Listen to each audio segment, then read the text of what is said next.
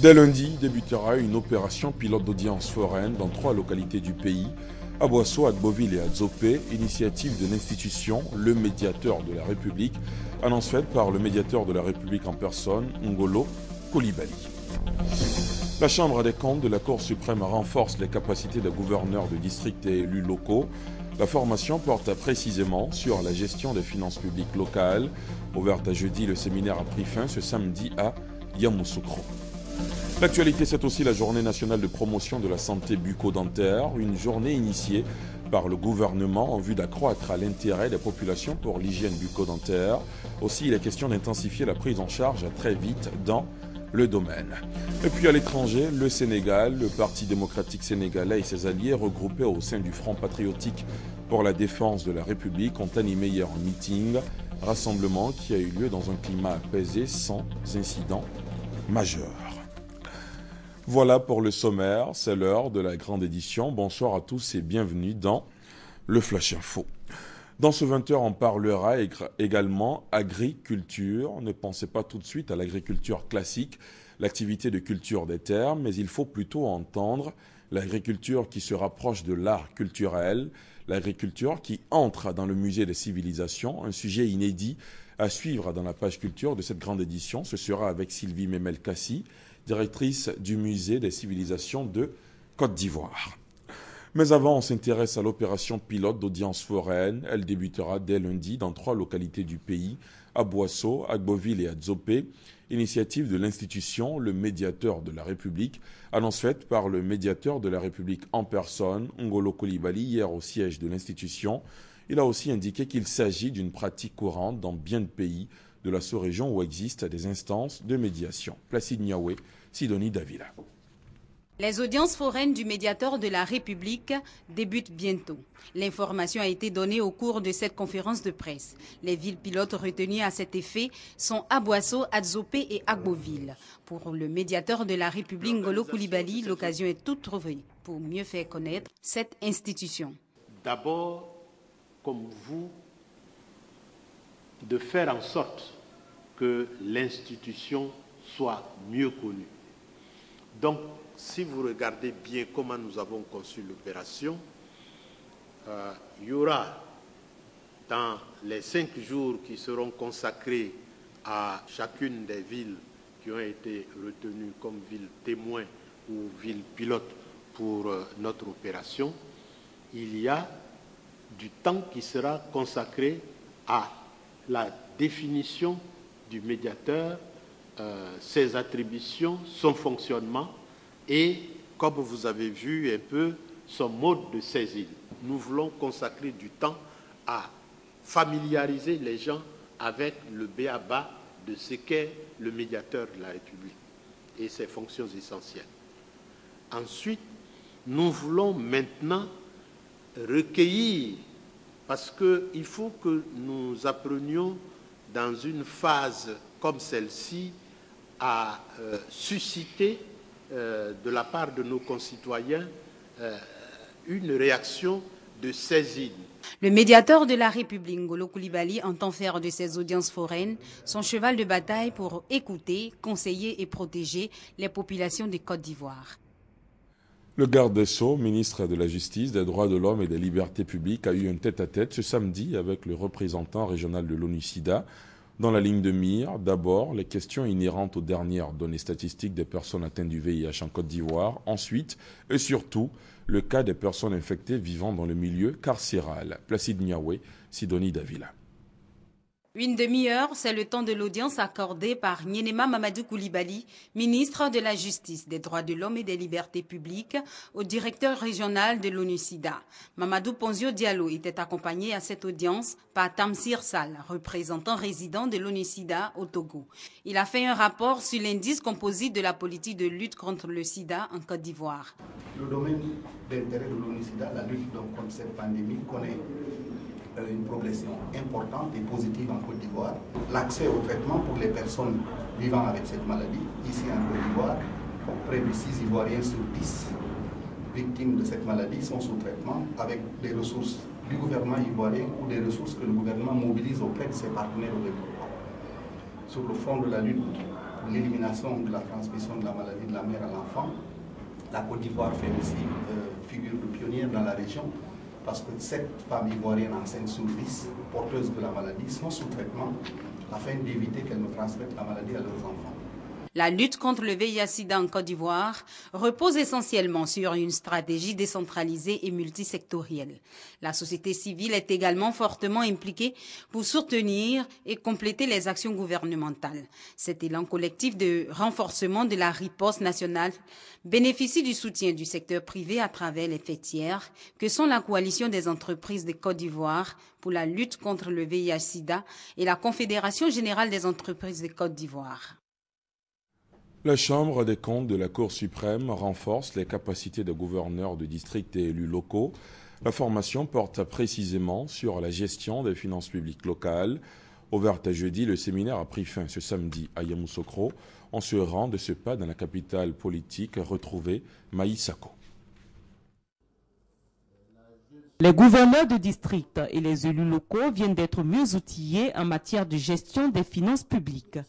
La formation a été assurée par la Chambre des comptes de la Cour suprême. Le séminaire s'est bien déroulé selon le président de cette juridiction. Les élus ont écouté le message de la Cour suprême et nous sommes sûrs qu'ils en feront un bon usage. Le représentant de l'Union des villes et communes de Côte d'Ivoire, également porte-parole des élus au gouverneur de district, a abondé dans le même sens.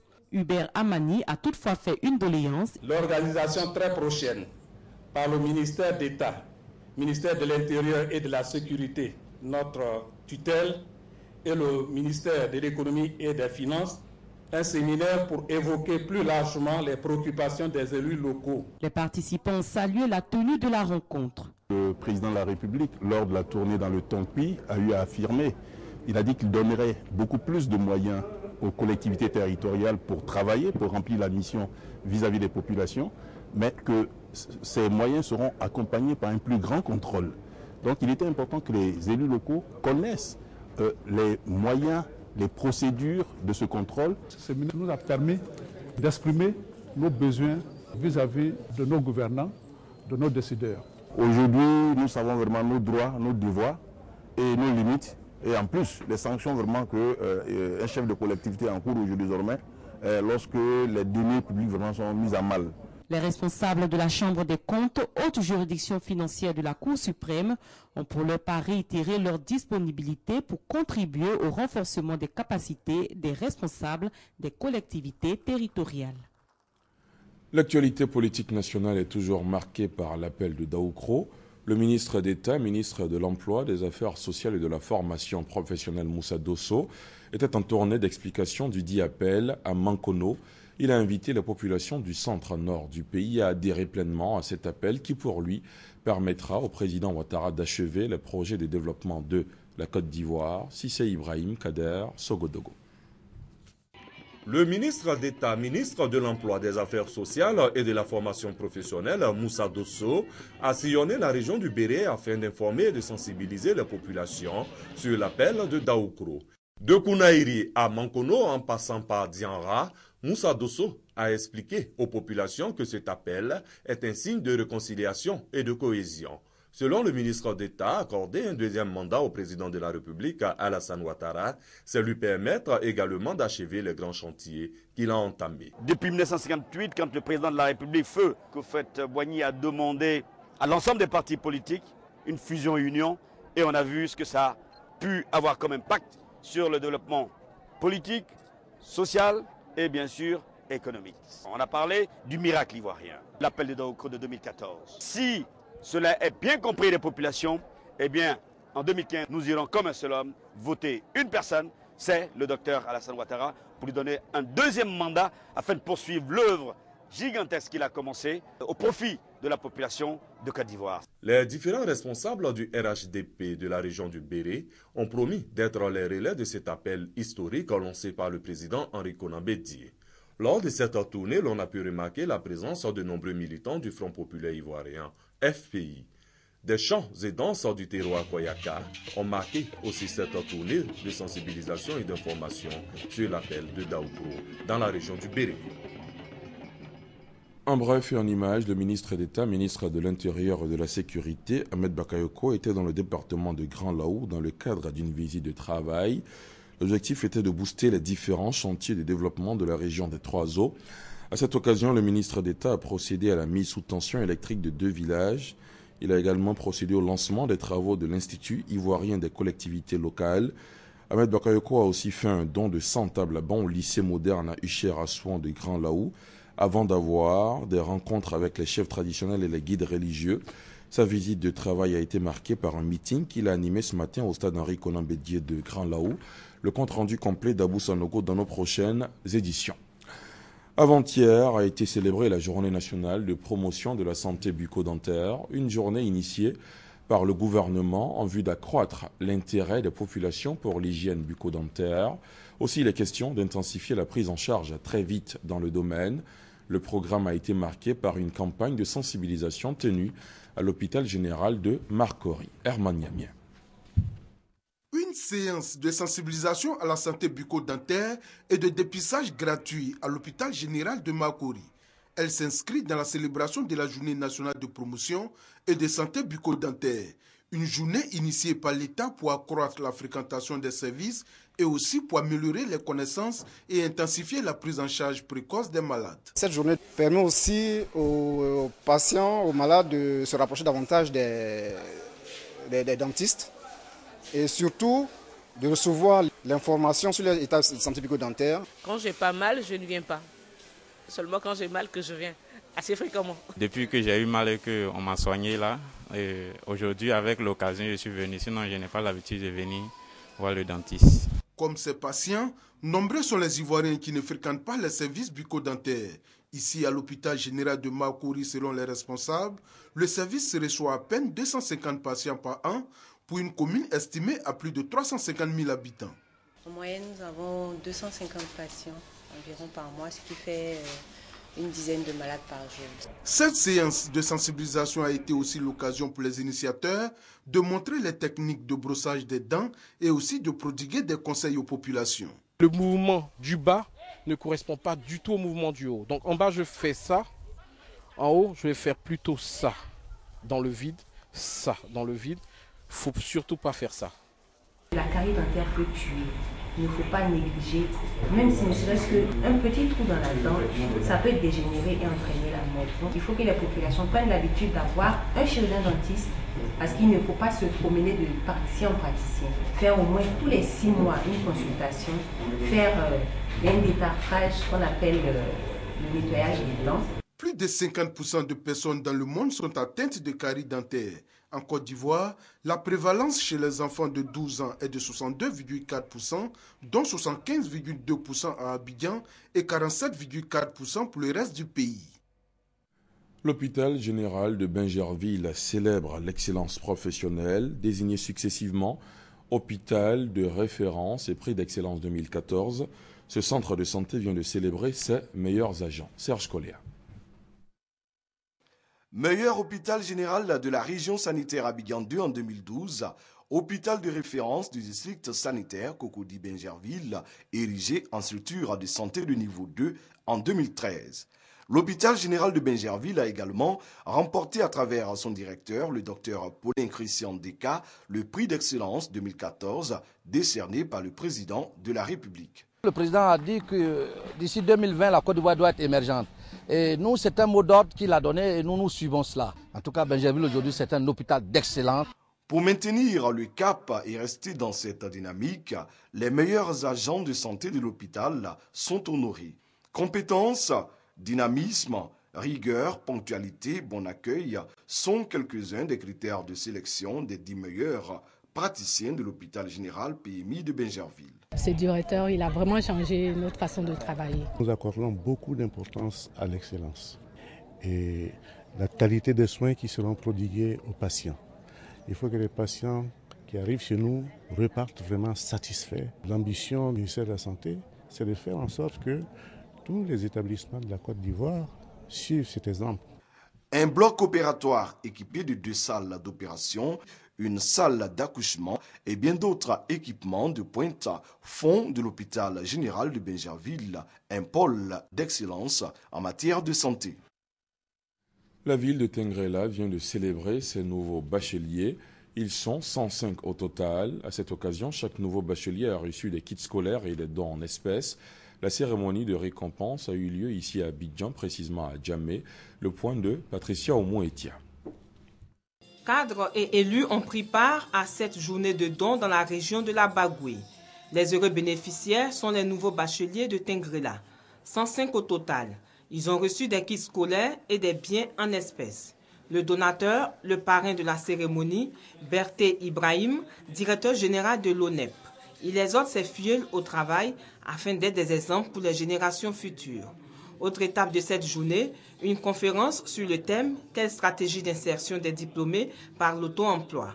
Conférence animée par Bamba Lassina, directeur général du Fonds de la jeunesse FNJ. L'association estudiantine scolaire de Tengrela et les ressortissants de la ville ont équipé la bibliothèque du lycée moderne de Tengrela. D'autres activités ont été menées, notamment le dépistage des enfants malnutris et la prise en charge des extraits dates de naissance de plus de 1141 enfants en avril 2014. Chaque année, l'Afrique et singulièrement la Côte d'Ivoire consacre une journée à la statistique. En cette année 2014, le pays n'a pas dérogé à la règle. Pour cette édition, les statisticiens se sont préoccupés du libre accès aux données statistiques pour aider les citoyens à comprendre les décisions des gouvernants et participer au développement de la Côte d'Ivoire. Le compte-rendu de Noël Niagno. La statistique, la science des chiffres, une culture étrangère à l'Afrique. Quand vous allez dans une famille, vous demandez, vous êtes combien? On a peur de dire combien on est. On va parler de bouts de bois. Nous sommes 5 bouts de bois, nous sommes 6 bouts de bois. Et tout ça là montre que la statistique n'est pas une pratique, pas la pratique africaine.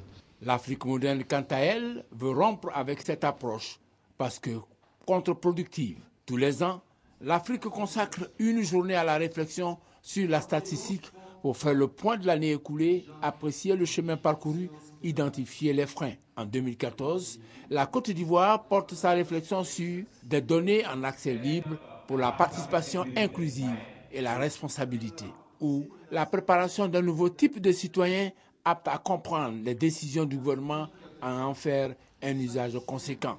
Pour ce faire, 2 exigences sont à respecter. Les statistiques, quand elles sont produites, doivent être mises à la disposition de tous les citoyens. Ce n'est pas seulement pour l'administration, c'est pour tous les acteurs du développement. Si ce n'est pas fait, alors ce n'est pas des statistiques. Deuxième approche, on dit que la statistique est chère. En fait, ce que les statisticiens ou les instituts statistiques vendent, ce n'est pas les chiffres. C'est le support du chiffre qui a un coût et qui a besoin d'être pris en compte dans la transaction. La vulgarisation de la statistique est certainement à ce prix. La Fédération nationale des artisans ferrailleurs de Côte d'Ivoire, FENAFERCI, est en train de s'implanter sur l'ensemble du territoire national, le but étant la recherche de sites définitifs d'exploitation. Chantal Ouma Kanda. La Fédération nationale des artisans ferrailleurs des métaux ferreux et non ferreux de Côte d'Ivoire, FENAFERCI, a été portée sur les fonds baptismaux le 27 juin 2013 à la Bourse du Travail de Trècheville. Cette structure s'est assignée plusieurs missions qui sont la sécurisation du transport de la ferraille vers les parcs et usines en éliminant les tracasseries routières, la négociation avec les décideurs pour un prix rémunérateur au regard des coûts mondiaux et la sortie de l'activité de l'informel pour la positionner au rang des fêtières émergentes à l'horizon 2020. La FENAFERCI vient d'installer ses sections régionales. 6 présidents de sections ont été installés par le président de cette structure dans les villes de Korogo, Ferké, Yamoussoukro, Gagnoua, Divo et Boaké. Les garagistes, les forgerons, tous ceux qui sont dans la filière des métaux ferreux et non ferreux soient reconnus par les autorités administratives de la Côte d'Ivoire. On nous a toujours traités de secteur informel.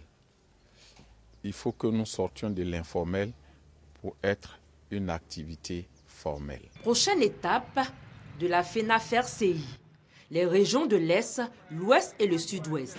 La Fédération nationale des artisans ferrailleurs des métaux ferreux et non ferreux de Côte d'Ivoire veut ainsi doter des sites définitifs pour les ferrailleurs de ces zones. L'opération Une parcelle DVA, un certificat foncier, a été officiellement lancée mercredi à Bonoa par le ministre de l'Agriculture, Mamadou Sangafoua Coulibaly. C'était en présence des différentes parties prenantes du projet. J'ajoute que cette action s'inscrit dans le cadre de la mise en œuvre du programme national de sécurisation du foncier rural. L'éclairage de Mamadou Traoré est commenté par Noël Niagno. Situé à une vingtaine de kilomètres d'Abidjan, Bonoa pèse 35% de la production nationale d'EVA. Voilà qui explique son choix par les EVA-culteurs ivoiriens pour engager le pari de l'opération visant à sécuriser leurs droits fonciers sur les parcelles occupées partiellement ou entièrement. Mettre une plantation d'EVA sur un terrain, c'est connaître l'histoire du terrain.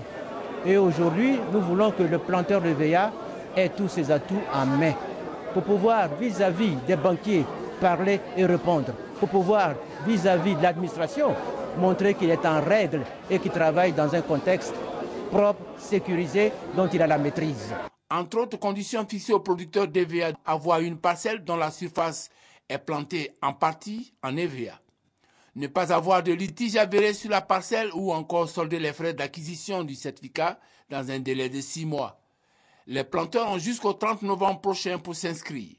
Pour le ministre de l'Agriculture, cette initiative de la PROMAC, Association des producteurs manufacturiers de caoutchouc, cadre avec la volonté du gouvernement de résoudre l'épineuse équation du foncier rural. À partir de maintenant, le ministère de l'Agriculture ne fera plus de projets agricoles sans qu'au préalable, la question foncière sur les terres ne soit réglée.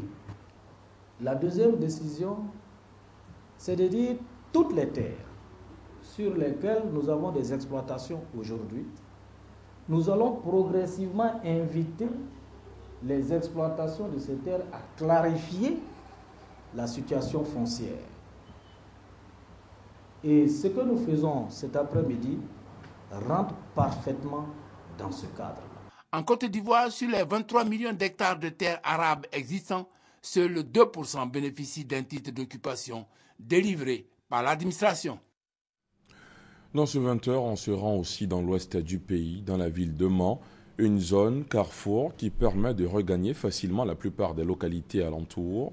Si l'activité du transport routier est aujourd'hui en plein essor dans la ville, cela est dû aux efforts des différents syndicats qui ont choisi de travailler ensemble. Mais aujourd'hui, vu l'accroissement des besoins de déplacement des populations et du parc automobile, les gares sont devenues exiguës.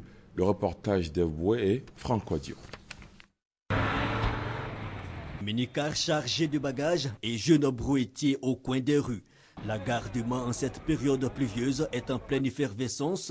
Ne pas se fier cependant à l'apparent désordre. Selon ses responsables syndicaux, ici, l'on a connu pire. Il y avait beaucoup de syndicats auparavant. Chacun était dans son chacun, dans le désordre. 4 syndicats de transporteurs désormais réunis, un vœu de la tutelle et des autorités locales en phase d'expérimentation.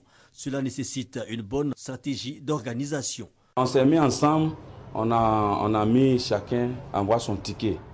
Toi tu travailles une semaine, l'autre monte, il fait une semaine, mais ensemble. D'autres transporteurs, par contre, ont des idées toutes tranchées.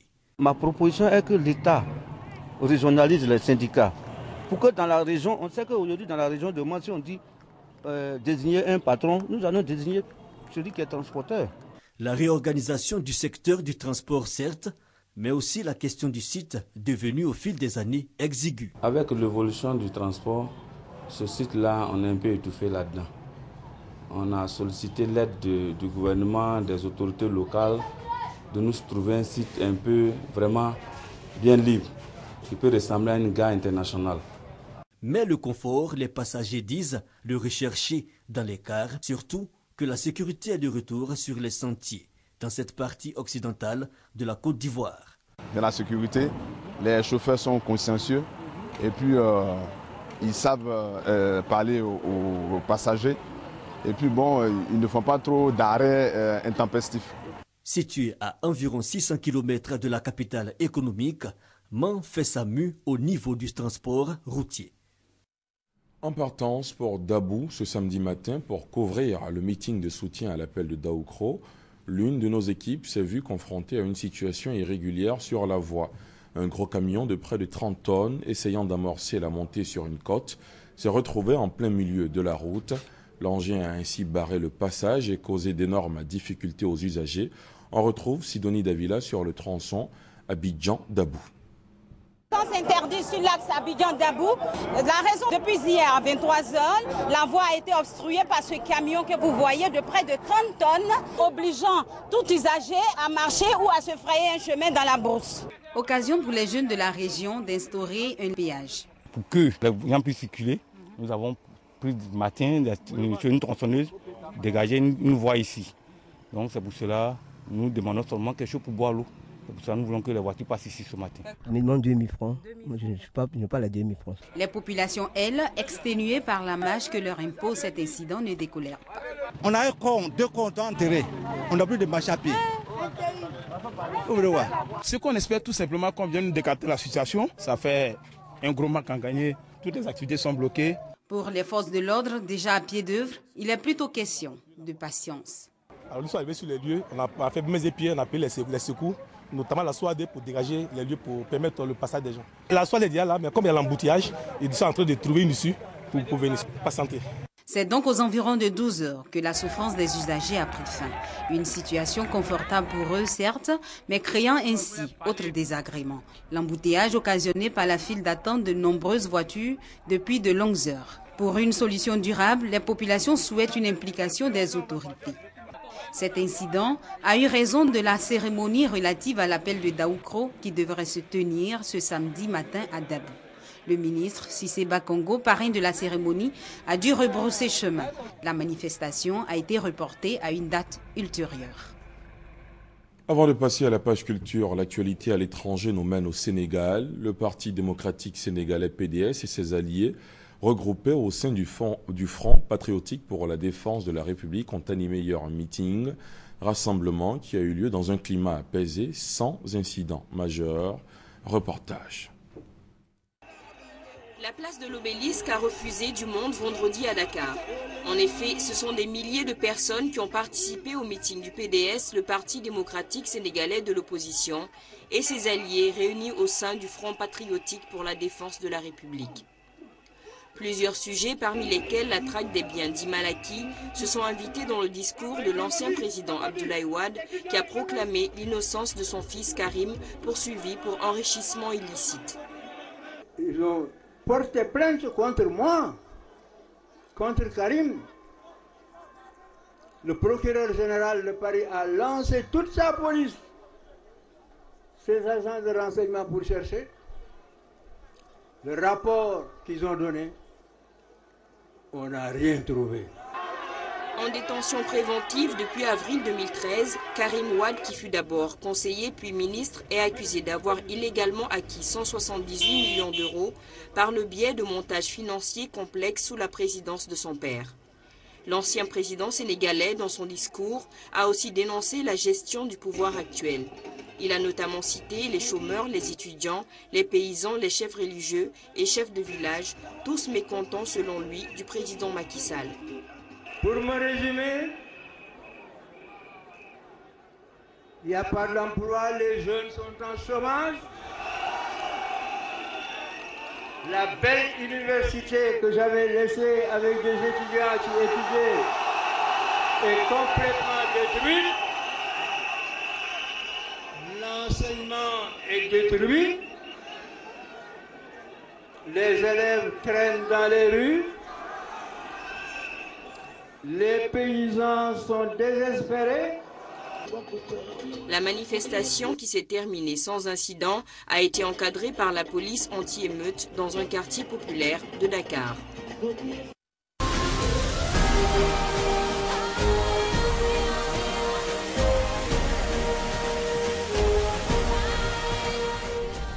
Bienvenue dans la page culture qu'on ouvre avec l'ouverture hier du Festilag, le Festival international du film des Lagunes, Il aura lieu cette année dans les villes d'Abidjan, Grand-Bassam, Bouaké et Yamoussoukro. Le compte rendu de Serge Coléa.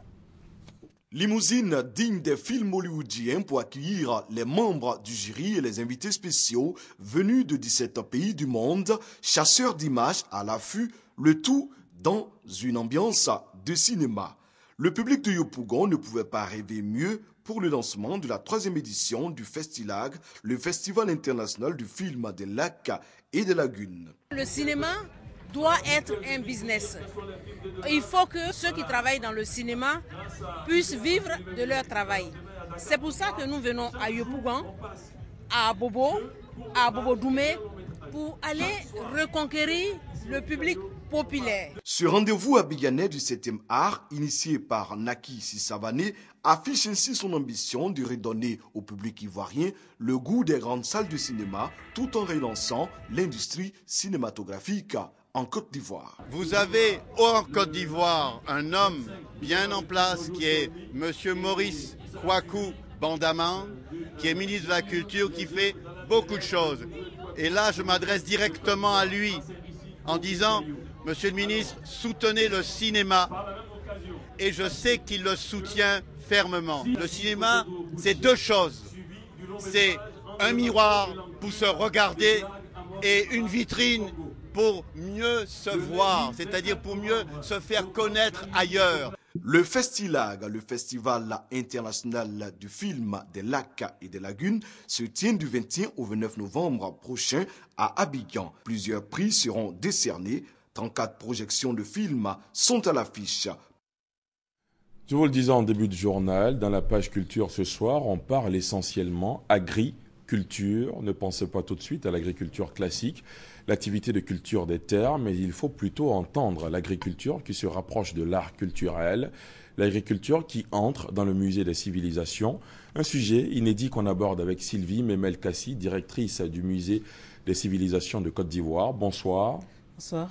Alors, le monde agricole au musée est un voyage historique retraçant les grands symboles de l'agriculture ivoirienne d'hier à aujourd'hui.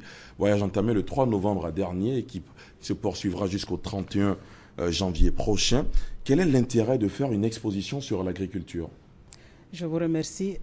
Pour nous, institution patrimoniale pour la culture, c'est très très important dans la mesure où ça entre dans les missions globales de valorisation, de sauvegarde et de promotion de nos valeurs culturelles. Et l'agriculture fait partie intégrante des missions du musée qui a des spécimens qui portent justement sur le secteur de l'agriculture. D'accord, vous parlez de spécimens justement. Qu'est-ce que vous exposez depuis le 3 novembre? Alors donc depuis le 3 novembre, nous exposons des objets ethnographiques en rapport avec le secteur de la canne de sucre, le secteur de l'éviaculture, le secteur du palmier à huile, avec un partenaire, une entreprise citoyenne, la CIFCA notamment. Et nous sommes en train de montrer à toute la population que la culture du travail matérialisée par un certain nombre d'objets que nous avons sur le monde agraire aujourd'hui est exposé au musée, la houe, la hotte rigide, les paniers de conservation. Nous les connaissons depuis le paléolithique jusqu'au XXe siècle. Est-ce que cette exposition connaît un véritable engouement des populations? Oh oui.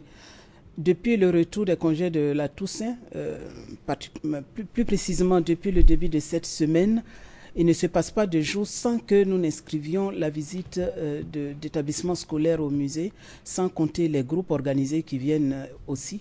Nous sommes aujourd'hui depuis le 3 novembre jusqu'à aujourd'hui où nous avons encore reçu des élèves. Hier, nous avons aussi reçu, avant-hier c'était pareil. Nous sommes à aujourd'hui plus de 1000 visites et pour nous c'est très très encourageant.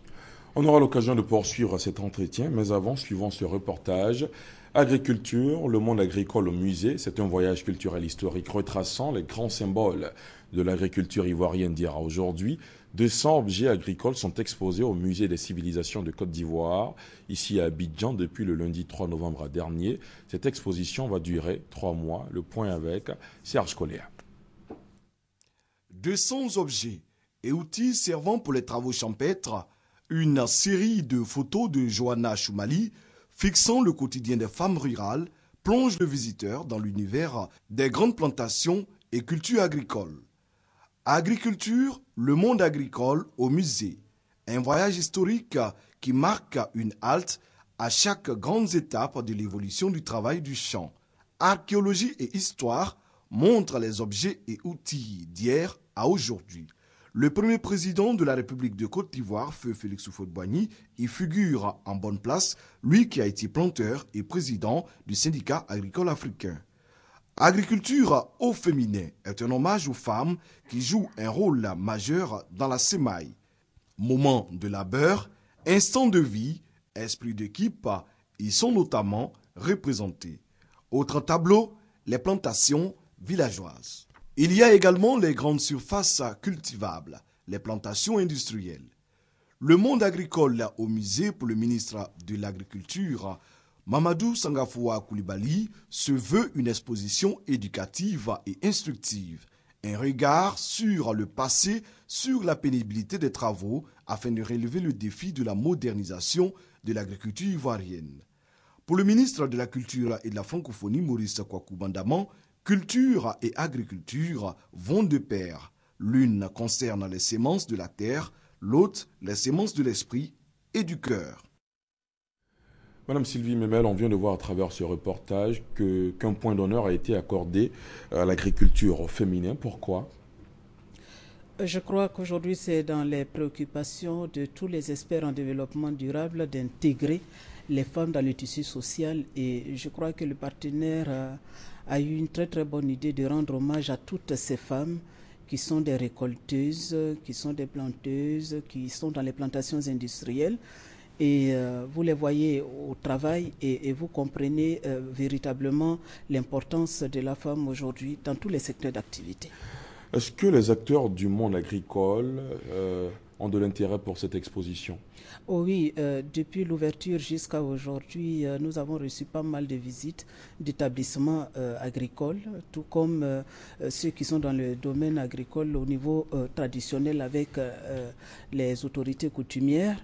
Et donc nous recevons tous les publics, quoi. D'accord. Au-delà de l'agriculture, vous travaillez sur plusieurs programmes. La prochaine thématique après l'agriculture qui s'invite au musée, ce sera quoi?